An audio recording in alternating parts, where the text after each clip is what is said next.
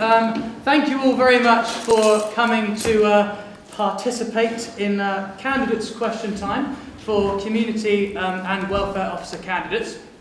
My name is Sam Peake. I'm the current incumbent of the community officer position. I will be doing my best in true BBC broadcasting spirit to chair this debate in an impartial way. Basically, how we propose to go forward is to have 25 minutes discussing community candidate issues, 25 minutes discussing welfare candidate issues, and then 10 minutes of sort of general questions at the end. I can only speak for myself in terms of how I like to do things. If people have comments to make along the way within the sort of three areas I envisage coming up, then I'll try and bring people in to ask those questions. I won't take vicious individual attacks on one particular candidate, but this is a debate, so we should expect a degree of disagreement to arise. That's only fair. Let's crack on with the first question. I'll go from left to right to start off with, and then from right to left on the next question. First question is, I'll start the timer. Do I get this right? 7.5 minutes and counting. Please tell us about one of your manifesto points that you believe will improve the quality of housing in Nottingham. How will you go about achieving it, and why is the idea a good one? So I think one of the focus points of my manifesto has been to create resources that students can consult so that they essentially strengthen their position in the housing market. The primary way in which I want to do this is by creating a blacklist of dodgy landlords. It's important for this that the housing bill of 2015 gains royal assent. It's currently in the process of doing that. Once that is the case, I can move forward with this, hopefully working with the local city council. So I think that's very much a project that indeed can be done, and it will be beneficial to the students because it's something that they can consult before committing to a contract for a whole year.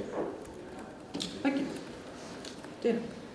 So one of my main manifesto points is that I want to introduce a housing fair. And the way this housing fair would work is that whether it's in the atrium or on the downs or somewhere, we'd have SU trusted lettings agencies. So agencies that have had good feedback from students, that students trust, that they've had good experiences with. And not only does that kind of have those trusted agencies there, it also means that students have a more stress-free process of finding the houses and getting them sorted, because at the moment it's very much, especially with first years, they don't know who to trust, they don't know who to go to, they don't know where to find it, and it's easier for them to fall into the trap of going with a lettings agency that doesn't maybe have a good reputation, whereas by second, third year you've kind of figured it out more or less. So in that way I think it would definitely help in terms of lettings agencies wanting to improve their quality of housing and their standard of housing, so that students would want to sign houses with them. Thank you very much. I should say that Ian O'Para has joined us, another candidate running for community. Basically, the question, Ian, is please tell us about one of your manifesto points that you believe will improve the quality of housing in Nottingham. How will you go about achieving it, and why is it a good idea? So that's the question you'll be expected to answer, but I'm going to go to Scott first. Okay? So something I advocated last year when I ran, and I heavily advocate now, is our own student union letting agency. There's around about 20 other student unions who have their own letting agencies. It's a way of raising housing standards because in essence, a lot of landlords buy the houses, give them to letting agencies and say, go totally arm's length and go, maintain the house and make me money. They do the make me money part. Lenton and Dunkirk are pretty much testament to why the whole maintaining the houses thing is not a reality. If we have our own letting agency, we can directly compete with the other agencies, and we have a vested interest in having good houses for the students, so we'll help maintain them. The way I go about doing this is I passed student policy 2 years ago for this to be investigated, and I would continue that investigation to then implement by going to the other student unions who have them and find the best model for the size of the union that is relative to ours that works there, and then bring it to us. See, what one of my ideas is kind of similar, not actually that similar to Scott. So I don't feel like we should be playing an active role in the market, because I feel like sometimes when you do play an active role, it does kind of take away from your focus of just protecting students. So what I would want to do is build links to other letting agencies, because as it is now, there are thousands of letting agencies, not thousands, but like there's tons of letting agencies. People are like, they don't really know what's going on, they get panicked and just like, okay, I'm just going to pick a house before it will go. If we build actual relationships, we can make sure they're following the standards of like the Nottingham Standard, Unipol, Dash and everything. And we can say, okay, if you want to, we have a housing fair, if you want to come to our housing fair, pay this much, that generates some revenue, then you can have access to our students who are the market. During that housing fair, the letting agencies won't be allowed to actually sign any students on or like actually advertise properties yet. It's just here you can actually get some information about where we're about, here are the landlords we have, and can actually just, so students can get an idea of the housing market in a very relaxed and controlled environment. So a number of you there have mentioned the idea of having some sort of housing fair, some sort of letting agency potentially as sort of a furtherance of that. But I suppose my question to come back at you and do a bit of challenge is, how does that, how do we as a student union go about making sure that the properties that we're advertising on campus, be it through a letting agency, be it through a housing fair, are actually going to be of good enough quality that we can, promote them to students safely from a, I suppose, reputational point of view? Okay, so with one of the innovations that I want to bring in alongside, which I haven't seen done at any other letting agencies, is a gradient of accreditations, because this is fixing the problem. We had Unipol's accreditation. It was a one-stop accreditation, and it never raised the standard of housing to a significant level. I had a friend who lived in the Unipol accredited house, and to quote two of his best quotes, "Why is dust crawling into my laptop, and why does my basement look like it breathes when I go down there?" So what I want to do is bring in a gradient accreditation so we can actually build in more competition as well. So the best houses, say it was on a website style letting agency, the best houses would come to the top, the worst go to the bottom, and you create even more competition, but you have an absolute minimum standard that's set by students, so you know they are safe enough to advertise to students. Thank you very much. Dina? I think the best way to go about this is to ask students for their feedback. So whether it's a survey or asking students personally, face to face, asking them what agency they're currently working with, what their feedback on it is, whether it's good or bad, and ask them why it's bad if it is. So at the end, once we've gotten the feedback from a significant number of students, we give it to the lettings agency and we say, if these are the areas where you're going wrong, if you want to be part of this housing fair, if you want us to advertise you as or not advertise you, or have you included in this housing fair, you need to improve on these areas.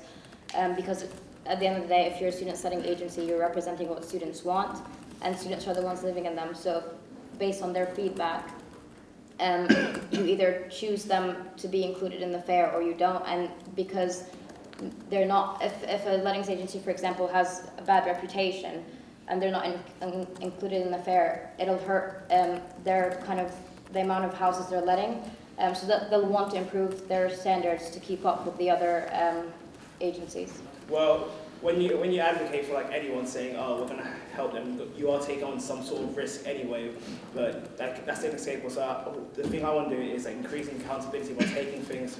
We have the council who already have, if you do the accreditation, you have to get like approved by them first, and we can also have what a lot of other candidates have is the rated landlord app that we want to bring in, where landlords do get rated, and so we're using both sides of the information to making sure that every service that we as a union actually advocate for are working well, and if they're not, we can review their contract and say, you're not doing what you're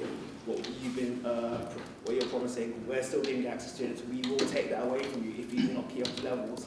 And now what I'll also do is make sure that other letting agencies that we may not officially affiliate ourselves with also start to bring up their thing, because like Unipol have like only 25% of their landlords have to be accredited. If we raise a higher standard for that for other people, people are like, well, I should go to Unipol, they don't have a lower standard anyway. So Unipol then, if they want to access that market, also have to bring up their standards of what the landlords they're choosing. And Abel, a question for you, just in terms of the idea which you mentioned of creating a blacklist of dodgy landlords.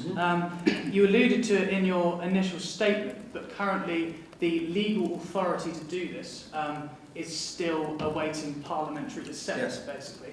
If, God forbid, it doesn't get that assent, what will you do in the alternative? Well, first of all, I can say that actually it's in the House of Lords right now, so it's actually at a stage when it's nearly gone through both houses of Parliament. So I'm very confident that it will pass through and that it will provide blacklisting powers to the local city council. On top of that, if it doesn't get passed, I'm not for creating a SU letting agency. I think there's other resources that we can provide to students so that they can make an informed decision and so that we can strengthen the position of students in housing markets.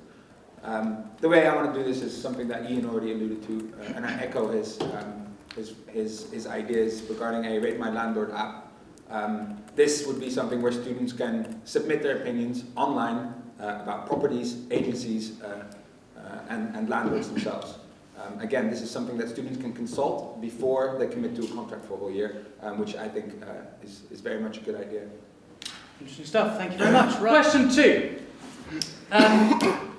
Please tell us about how you plan to integrate students living or studying in other communities such as Sutton Bonington, Jubilee Campus, Derby, etc. There's been a very big attitude about we have to make, particularly the SB part of Nottingham, and that's not a realistic prospect. They're too far away. They're closer to Loughborough. So this is why I want to work on the idea of getting the Skylink bus for them and their campaign, and support that campaign for the Skylink bus, which will get them to Loughborough to bring in a more reliable and cheaper service, and that's what the Guild has been fighting for this year. I also want to make it easier, however, for those students to get to Nottingham if they should wish. So one of my ideas is to get the 901 to stop at the Clifton Park and Ride bus stop, which is where the trams also end in Clifton.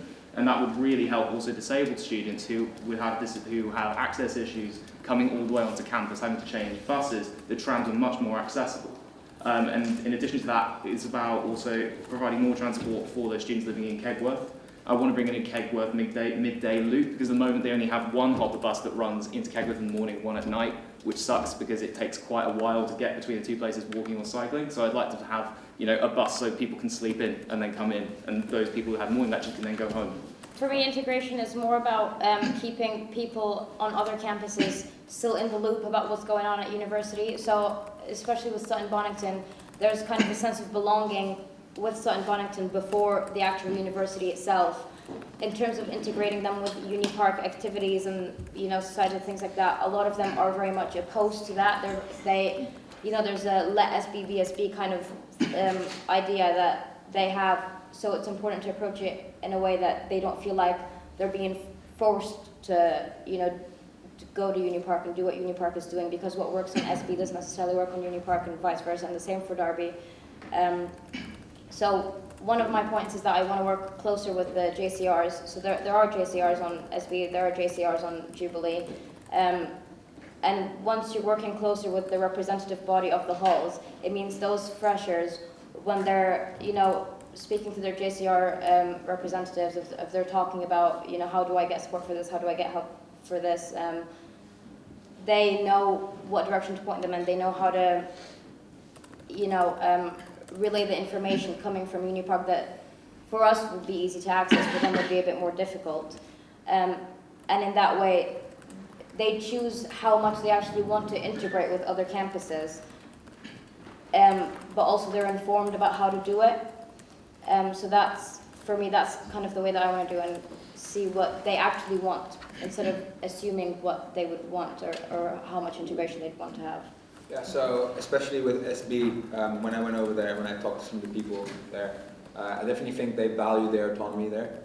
So looking to and listening to what Scott and Dina have already said, I very much think it is important that we provide them with transport links to the general area. So that's Loughborough, that's Kegworth, and perhaps also back to Nottingham.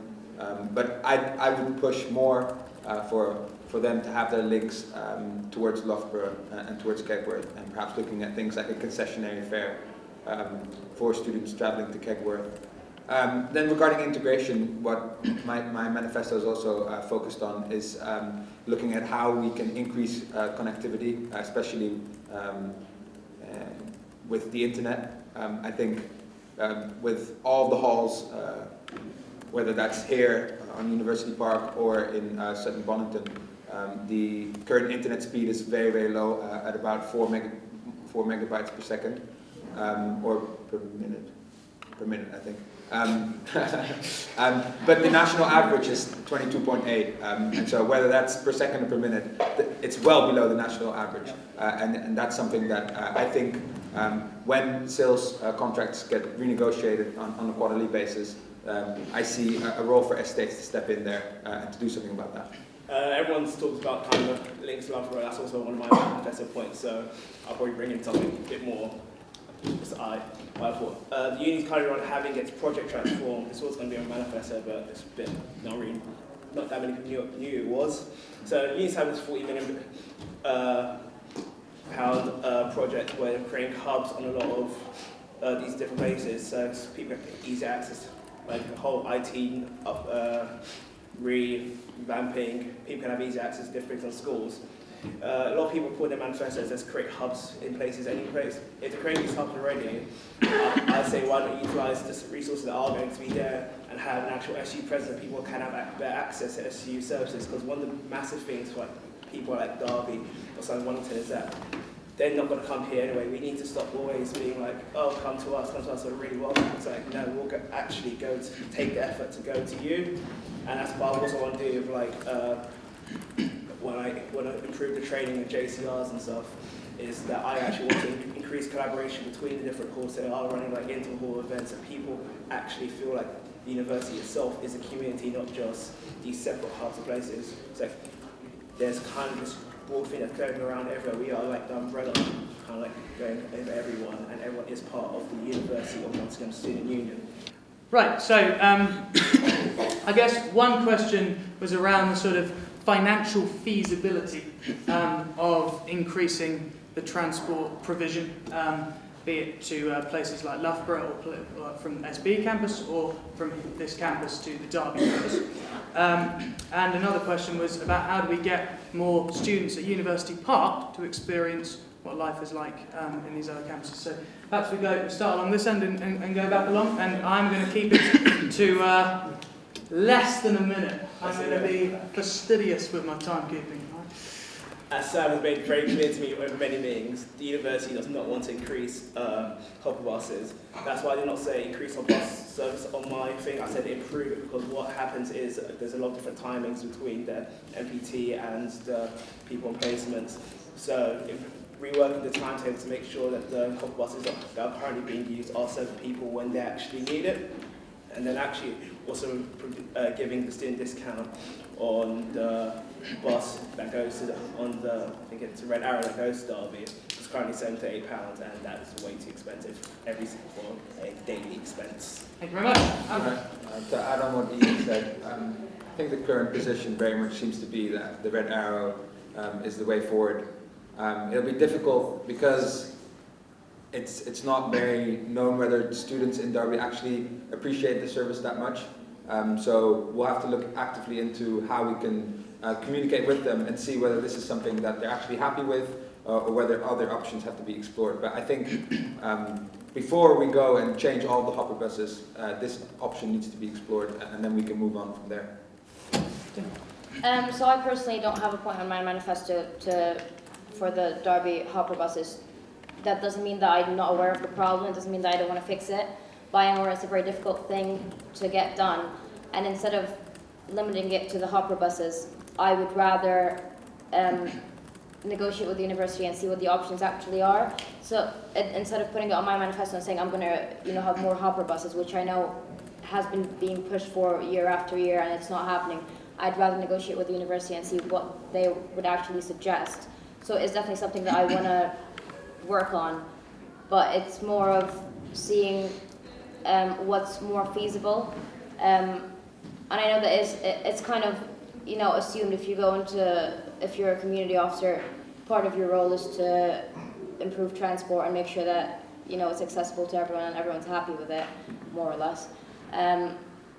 So that would just be part of the job anyway. But yeah, I will the approach I want to take is to look into other options outside the hopper buses. So that's why I didn't put it on my manifesto. Thank you.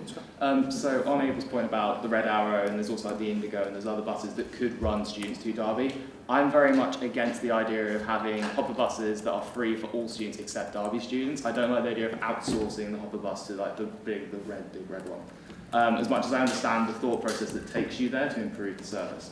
My whole approach has always been that there is a hopper bus service which is not predominantly used by students, and it's the Kingsmeadow campus service. It's primarily there for staff, and whether that can be shifted in such a way as to not disadvantage the staff, but to reallocate that bus so it could run more Derby routes.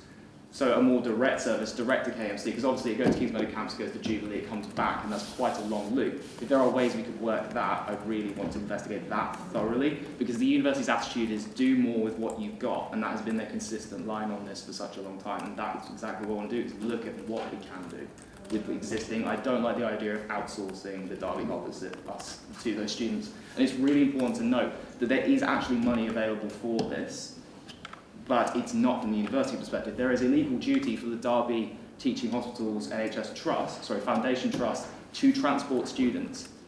They're not paying their share into the pot that would bring up the Derby hopper bus, and that is an important issue that needs to be addressed. So please could you tell us about one issue of social justice which is important to you, and how can students help alleviate the problem or tackle this issue of social justice which is important? So we'll start. We'll go like this time. So I'll go to Abel first, and then Dina, and then Cool. Lovely. Okay.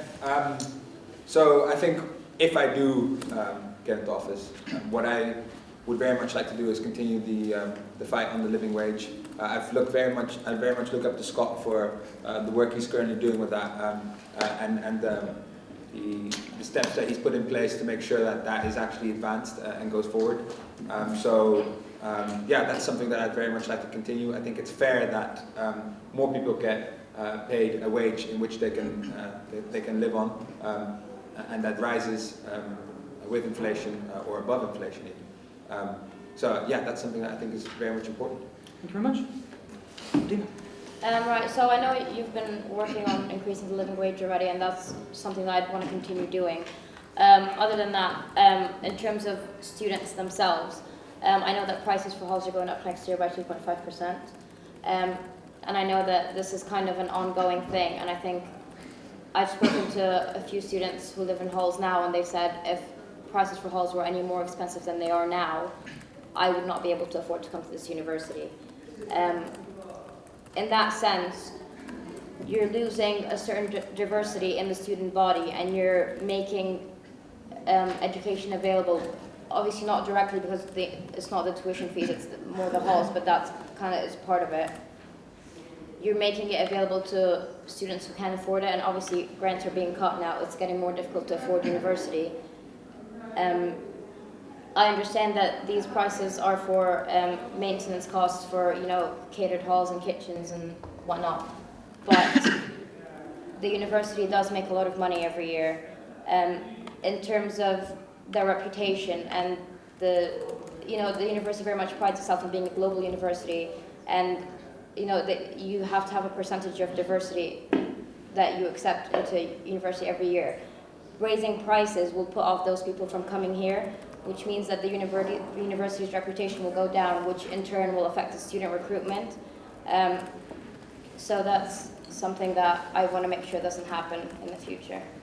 Dina's right, diversity is a very important thing, and not only are accommodation fees going up, the government has actually introduced today, talked to Sam and I think Dan about a white paper that's actually the teaching excellence framework, where basically schools or institutions of higher levels of teaching excellence will be able to raise their tuition fees in line with inflation, and as you achieve higher levels you can start charging higher fees for your tuition, which I think just actually brings in an Americanized system where you're paying higher costs for a better education. I think if someone is a dedicated and ambitious and smart individual, they should be entitled to a good quality education. So what I want to do is lobby the university to actually not take the stance to actively not increase the tuition fees in line with the new teaching excellence frameworks, because that does not widen participation at all. I'm from East London. My parents are barely middle class. I would not be able to afford a super high tuition fee. I personally look at tuition fees as just an investment in the future, but a lot of people from disadvantaged areas do not get that advice from their student services, from any of their services. So you don't see it as an investment in the cities. I'm going to be in debt for the rest of my life. So that's why I really want to make sure that the university isn't charging super high fees. I think Sam knows which one I'm going to go with it. The living wage campaign is something I'm really passionate about. I am the last original founding member of that campaign left at university. The university seemed to have at one point tried to wait till we had all graduated and gone away. But the campaign has gone on from strength to strength since then. It is an absolute disgrace that this university that is going to make probably around £30 million in profit this year and makes around about 20 every single year, refuses to pay staff the wage they deserve and treat them with the respect they deserve. There has been a consistent mandate from students throughout the campaign, be it the 2,500 strong petition we gave, the meetings we've had, and the attitude of the university is shifting. The whole attitude towards the campaign has been shifting because we've gone from a meeting a couple of years ago where they said it's not part of our ideological profile to the point where they're now actually genuinely talking with the campaign and the trade unions on campus who are part of that campaign. And it's been very, very easy for union officers in the past to say, I support the living wage, and yet done nothing about it. Sam is an exception to this, by the way. He's actually done a lot of good work on this. But Thank you. no, but seriously, it takes one of the campaigners who's been in those meetings, has dealt with the management of the university to understand the intricacies of the living wage campaign and the history behind it. And I was very upset by 2 years ago. A lot of that officer team said, we support the living wage and did nothing to advance it at all, and in fact actively hindered the campaign. So perhaps a general comment on what does inclusivity and accessibility mean to you? And then potentially if you could tie that in with how you intend to deal with issues of sexual harassment in this city. Obviously there's another issue is lighting in Lenton is crap, let's just face it. Like Derby Road, if you consider that well lit, okay fine, turn off one of the streets and there's no lights anywhere apart from Lenton Boulevard. That's an issue I think really needs addressing, and I want to continue the work of the women's officers around that issue. As for inclusivity and what it means, it's about allowing liberation networks to actually function. And we have a massive problem where our part-time officers and liberation networks very much struggle to function. I mean, a testament to this is we have no candidate for the BME network this year, which is a disgrace in my opinion, and it's not acceptable. So what I want to do is give to the part-time officers something that consecutive part-time officers have requested, which is full-time staff members to support them, because it's very difficult for them to deal with welfare issues and be a student and be an officer. And I really think that's something that needs to be addressed immediately. Thank you very much, Scott. Not to discredit anyone else on this table, but it's very different approaching sexual harassment and that area from a woman's perspective than a man's perspective. It does happen to men. Men do get raped. They do get sexually harassed, but women are more vulnerable in that situation. And it's something that, as a woman, I'm sure other women here in this room can relate to this. It happens on a daily basis. It's walking on your own, you're thinking, is the man walking behind me, a predator, or is he just a regular guy walking home? Right now, from speaking to students who've been through an experience that I'm fortunate enough to never have experienced, they had nowhere to turn in terms of university support. In terms of getting therapy, they have had to take 2 buses to get there. When you're dealing with that kind of thing, on top of coursework, on top of normal university pressure that you have every day, the last thing you want to do is be taking 2 buses to go get therapy. If somebody right now went up to, say, the welfare committee member in a society they were involved with, they would have nowhere to point them. I want to make sure that changes. I want to make sure whether it's training groups like Night Owls to be able to deal with sexual harassment, because there's very specific training for that kind of thing, or it's getting trained staff in the counselling service or training existing staff, just to make sure that if the occasion did occur, you'd want to know there was a safe place for you to go, because not speaking about it doesn't mean that it doesn't happen, and it does happen, and it should be addressed, and people should be talking about it, because that empowers people who it's happened to speak up and say, it's happened to me, it wasn't my fault, and I can get help. Thank you very much. So I think on the topic of sexual harassment, one of my manifesto points is very much focused on how to tackle that in clubs. which I think is one place where, because of alcohol and whatnot, a lot of the sexual harassment does happen, unfortunately, there. So what I want to do is get a number of the student welfare groups into a room together, like Easy Tiger, like Night Owls, and come up with a common policy that we could put forward to clubs like Ocean, like Crisis, and then export that maybe later to other smaller clubs, so that they have a sort of a policy that they can follow if somebody in a club gets sexually harassed. And also, I want to make sure that there's a larger presence of groups like Easy Tigers in clubs, so that they have somebody to turn to if that does happen.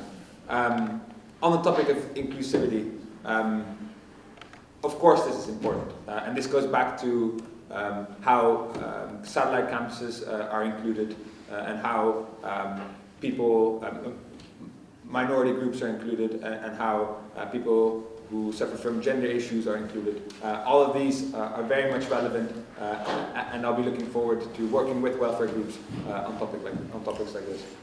And I give the final word to the man who is back in the race. How you deal with these important issues?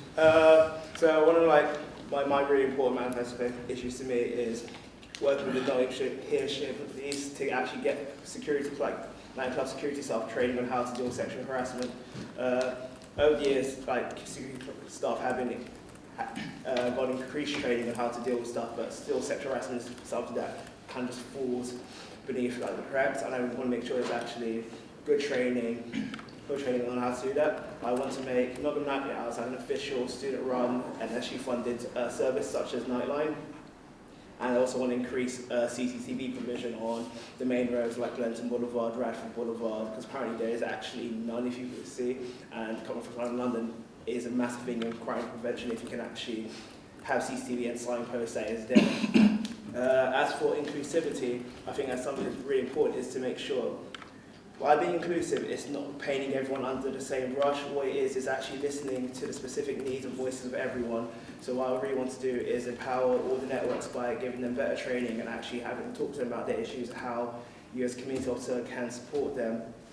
And then further on from that, making sure there's regular meetings and how everyone else can help include each other in their things. So it's not just standing alone as a network, it's better integration of we're doing this, you can help with that, making sure everyone's collaborating and actually all helping each other because we are all a community at the end of the day. Thank you very much, Bill.